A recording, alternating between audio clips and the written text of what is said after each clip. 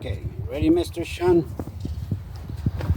Okay, we decided to make this video because this is a common issue when starters are wearing out and there's a lot of dust of the brushes inside the starter.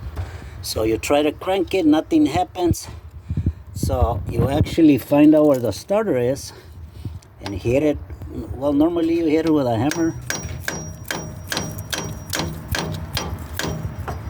Right on the solenoid, and that's you see it right there? Yeah.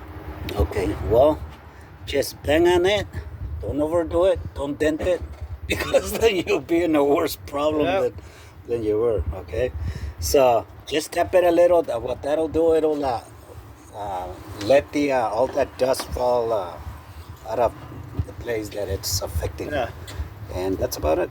All right. Okay, that's only a temporary fix, though. Mm-hmm. Okay, so as soon as you can get one installed, the better.